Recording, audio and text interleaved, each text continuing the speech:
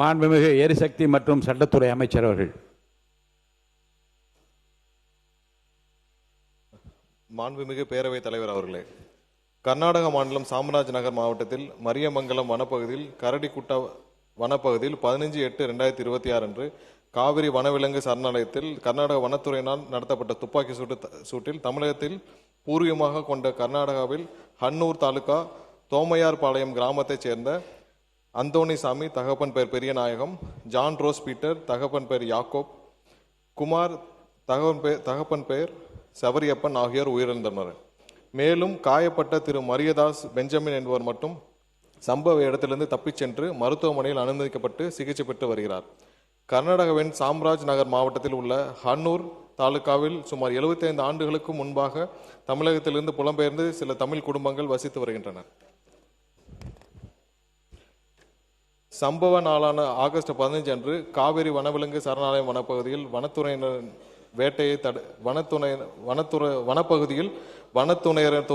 வேட்டையை தடை நடவடிக்கையின் போது 3 பேர் சுட்டுக் கொல்லப்பட்டனர்.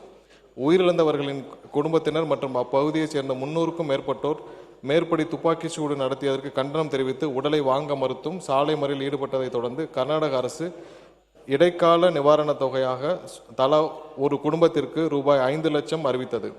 மேலும் மேற்படி சம்பவம் குறித்து கர்நாடக அரசு துறையினர் சாலை மறியலில் ஈடுபட்ட மக்களிடம் பேச்சுவார்த்தை நடத்தி உரிய விசாரணை நடத்தப்படும் என்று கூறியதன் அடிப்படையில் இறந்தவர்களின் உடல்கள் உடற்கூறாய்வுக்கு பின்பு 17/8/2026 அன்று அக்குடும்பத்தினரிடம் ஒப்படைக்கப்பட்டு இறுதி சடங்கும் நடைபெற்றன. வனத்துறையினர் துப்பாக்கி சூட்டு சம்பவம் குறித்து முறையான நீதி விசாரணைக்கு மாண்புமிகு கர்நாடக முதலமைச்சர் அவர்கள் உத்தரவிட்டுள்ளார்.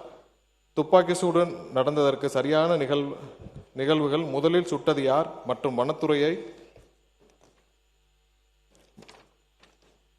வன்முறையை பயன்படுத்தியது நியாயமானதா என்பது குறித்து மாஜிஸ்ட்ரேட் தலைமையிலான விசாரணை குழு ஆய்வு செய்யும் என்று கர்நாடக முதல்வர் தெரிவித்துள்ளார்.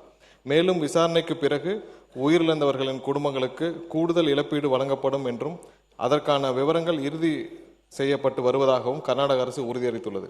பாதிக்கப்பட்ட குடும்பத்தினரின் புகாரின் பேரில் சம்பந்தப்பட்ட வனத்துறை அதிகாரிகள் மீது ஹன்னூர் காவல்துறையினரால் BNS 103(1) கீழ் முதல் தகவல் அறிக்கை பதிவு செய்யப்பட்டுள்ளது. மாண்புமிகு தமிழக முதலமைச்சர் அவர்கள் உயிரிழந்த குடும்பத்தினருக்கு தனது ஆழ்ந்த இரங்கலை தெரிவித்து இச்சம்பவத்திற்கு கடும் கண்டனத்தை தெரிவித்ததுடன் இது ஒரு படுகொலை மட்டுமல்ல, கர்நாடக வனத்துறையின் விளக்கம் ஏற்றுக்கொள்ளத்தக்கதல்ல என்றும் இந்த கொடூர சம்பவம் தொடர்பாக நேர்மையான விசாரணை நடைபெற வேண்டும் என்றும் உயர்மட்ட குழு விசாரணை அமைத்து தவறிழைத்தவர்களுக்கு உரிய தண்டனை வழங்கப்பட வேண்டும்.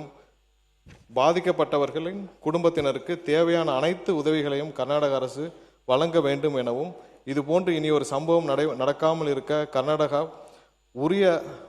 அரசு உரிய நடவடிக்கை மேற்கொள்ள வேண்டும் என்று வலியுறுத்தியுள்ளார் என்ற விவரத்தை தங்கள் வாயிலாக தெரிவித்துக் கொள்கிறேன். அத்துடன் மாண்புமிகு பேரவைத் தலைவர் அவர்களே, உலகமெங்கிலும் இருக்கும் தமிழர்களுக்கு, ஒட்டுமொத்த தமிழர்களுக்கான ஒரே நம்பிக்கை நம்முடைய தமிழக முதல்வர் அண்ணன் விஜய் அவர்கள் மட்டுமே.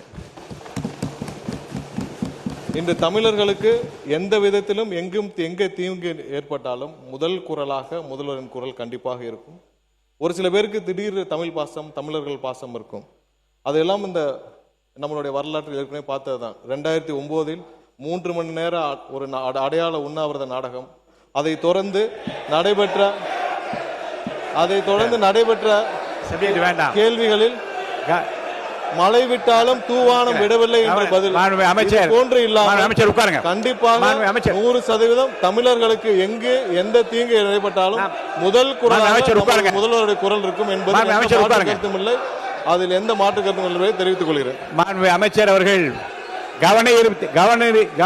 உட்காருங்க, பேசுறதுக்கு உட்காருங்க.